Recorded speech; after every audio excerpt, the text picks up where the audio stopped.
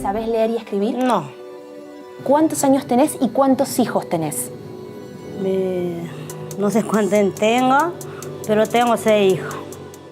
Tengo complicado el corazón, todo eso. Y bueno, yo hacía también para comprar un medicamento. Bueno, como justo había cumplido un cumpleaños mi bebé, bueno, yo quería para hacer el cumpleaños.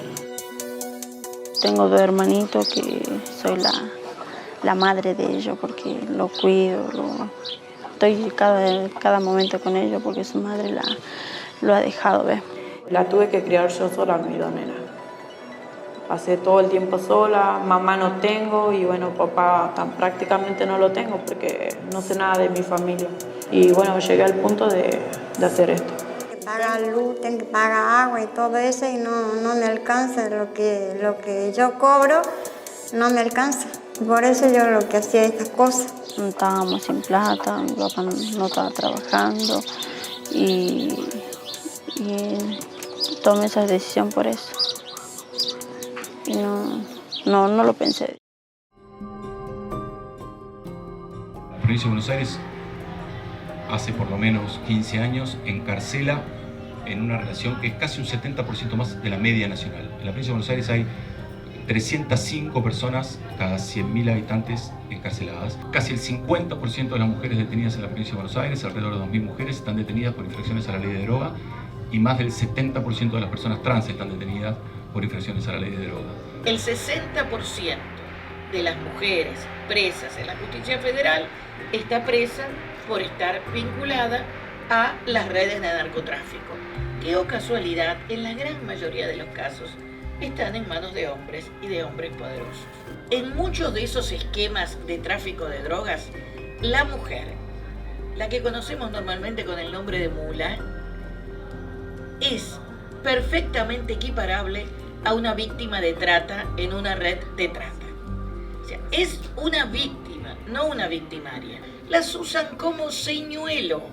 Entonces pasa una mujer carenciada, débil, que ni entiende lo que está llevando por acá, y por acá pásale al hijo grandote.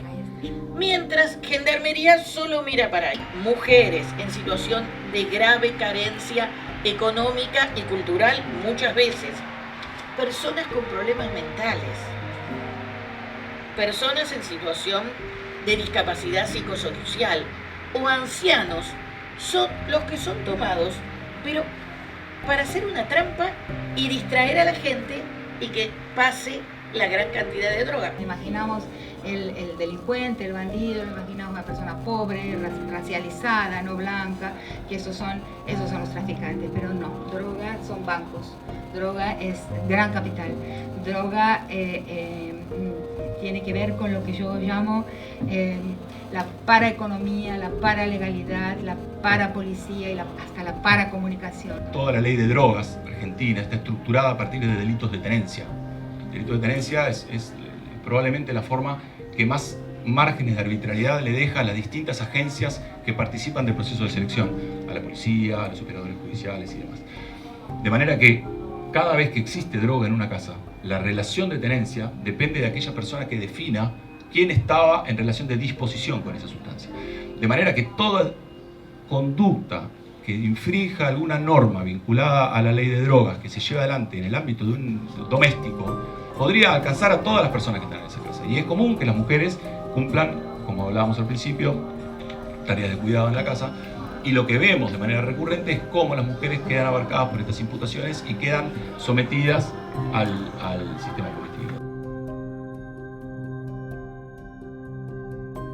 En el año 2005 se les propuso a las provincias que así lo quisieran desfederalizar es dejar que las autoridades federales persigan las formas de criminalidad más leves en la cadena de narcotráfico, llamadas narcomenudeo, y que las autoridades provinciales se abocaran a la persecución de esas formas de criminalidad. Cuando yo les digo que se acelera de una manera desproporcionada con relación a los varones el encarcelamiento de mujeres y personas trans, les digo que esto está ocurriendo de manera concomitante con la decisión de desfederalizar la persecución del narcomenudeo. Y esto demuestra un fenómeno de encarcelamiento masivo en general, particularmente de mujeres y de personas trans, con una tendencia enorme a la persecución durante un buen tiempo de conductas vinculadas al consumo, luego de conductas de muy poca envergadura vinculadas a alguna forma de cadena de distribución. Pero sí pienso que hay una guerra en las mujeres, que el cuerpo de las mujeres es un territorio de una guerra, o el territorio donde se manifiesta poder jurisdiccional, donde se expresa en la capacidad de ejercer crueldad, crímenes contra las mujeres, que ya no son, como se pensaba antiguamente, de la toma de un territorio, cuando se toma un territorio, se toma el cuerpo de las mujeres, sino de formas de crueldad específicas como lenguaje, o sea, como discurso, como espectáculo de impunidad. No solo generamos problemas en restricción de derechos de estos colectivos, sino que además generamos enormes problemas para ser eficientes a la hora de investigar no solo hechos de envergadura de narcocriminalidad, sino lo que creo que cada vez es más importante, que tiene que ver con las violencias aledañas al narcotráfico. El narcotráfico cada vez se expresa con más claridad, no solo como un fenómeno lineal, sino como un fenómeno que trae aparejado una serie de delitos que en general en torno a los cuales se despliega enorme cantidad de violencia. Fíjense hasta qué punto la mujer, por todo, hasta en su rol de madre, cuando está presa, tiene una situación absoluta de debilidad frente al sistema. Y esto es lo que hay que analizar y en esto es lo que hay que seguir trabajando para demostrar cómo esa supuesta narcotraficante, en el 90% o más de los casos, es simplemente otra víctima de ese grupo de poder que maneja inmensas cantidades de dinero y de droga.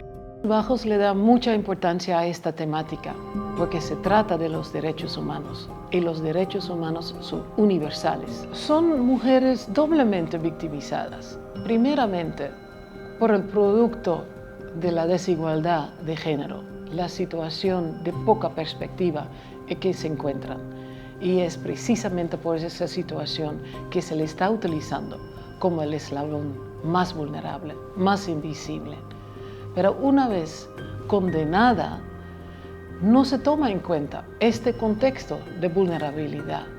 Y es precisamente por eso que le prestamos tanta atención como el Reino de los Países Bajos, porque los derechos humanos son universales, son para todas y todos.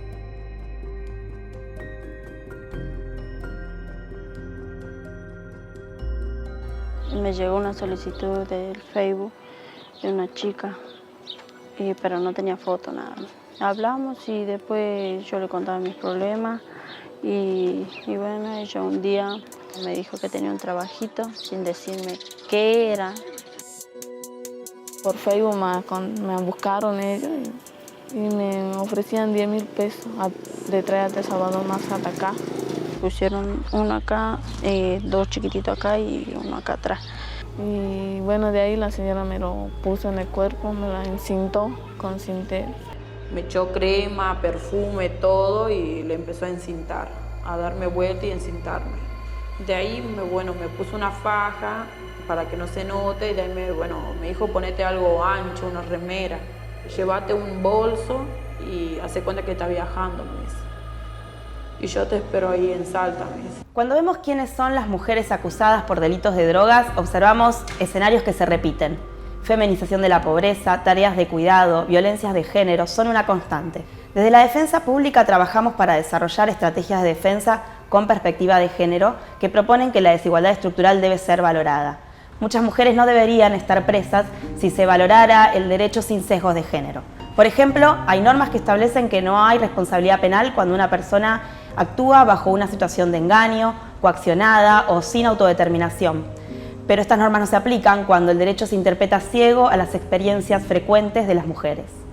Poco a poco, tribunales y juzgados han ido incorporando muchos de los argumentos planteados por las defensas y fueron dictando sobreseimientos y absoluciones. Maribel Karina Rodríguez, una chica de 27 años,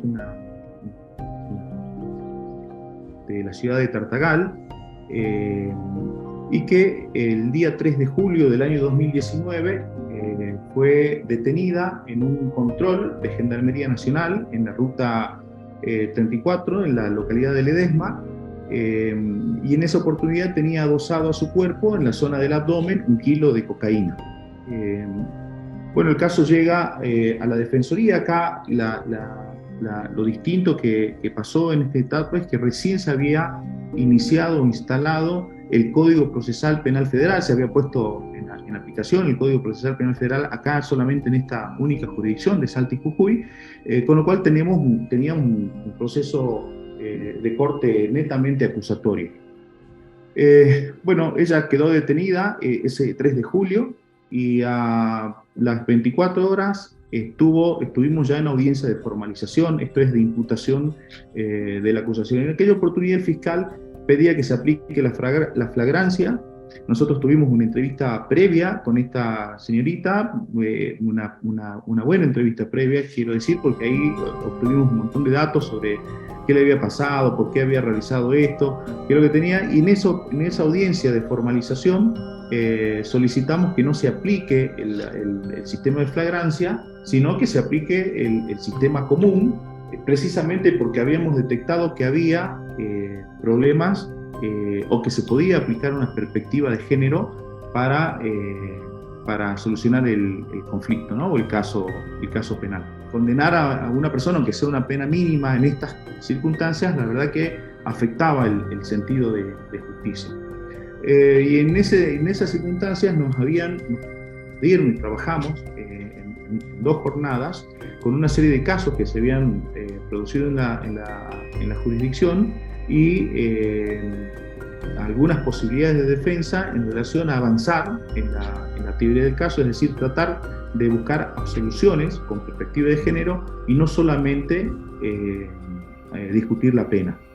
Creo que esto fue un disparador porque fue ahí nomás a la semana, o sea, y acá también quiero decir que me parece que esto es fundamental en relación a estas capacitaciones, porque los casos llegan y lo que por ahí no se aprecia es no se los detecta. Entonces, quizás, esta es una opinión personal, la detección de los casos creo que es fundamental para que los defensores realicen planteos para que luego la justicia se expida. Más allá de que luego la justicia haga lugar o no a los planteos de la defensa, pero creo que es importante que la defensa lleve los casos y haga este tipo de planteos. Las mujeres son engañadas en la enorme mayoría de los casos. En muchos casos están en un estado de necesidad absoluto. Tienen que actuar de esta manera porque son muy pobres, tienen un hijo enfermo, tienen padres para cuidar, no consiguen cómo subsistir. Pero además de todo eso, en muchos casos ni siquiera saben lo que llevan. Sin embargo, todo esto, cuando se le pone el rótulo de droga, todos cierran los ojos y esa víctima, esa persona en situación de carencia elemental, se convierte automáticamente en una narcotraficante peligrosa a la cual tenemos que combatir. Y nadie tiene el malestar en la conciencia que debería tener, sabiendo que no llegamos a ningún camino victimizando a estas personas, que seguimos sin perseguir a los verdaderos narcotraficantes y seguimos sin respetar los derechos que tienen estas personas y analizarlo desde una perspectiva de género, porque no es casual que la enorme mayoría de las mulas sean mujeres. Eso ya plantea una situación de debilidad estructural que no se puede negar. Por algo son elegidas, por algo son captadas y por algo son luego abandonadas, porque eso es cierto, son todas clientas nuestras porque nunca van a ver que un abogado particular las defiende.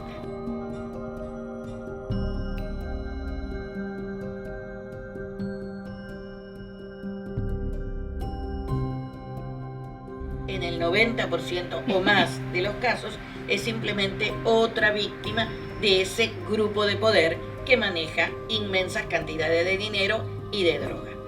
Por eso hay que abrir bien los ojos y hay que seguir luchando porque todavía falta mucho para que las políticas de género sean absolutamente transversales. Si no hay posibilidades de una reforma de la ley cercana, por esta imposibilidad de ponerla en la agenda legislativa, si no hay voluntad política de desarmar esta trama, cuáles son los recursos que tiene el Estado hoy para que esta situación no se siga replicando, ¿no? Como, bueno, es así y esto va a seguir pasando. Lo único que puede salvar la sociedad es el cambio de la mentalidad. No hay que perder la esperanza. Estamos mejor que hace muchos años. Hay temas que están visibilizados, que antes no existían. Y lo que hay que hacer es seguir luchando, seguir gritando, no tener vergüenza de decir, miren, esto es ridículo. Yo creo, estoy convencida que nuestro país y la historia mundial es un corsi recorsi, avanza y retrocede. Pero también estoy convencida que cada vez se queda un poquito más adelante. Y eso nos tiene que servir para seguir luchando.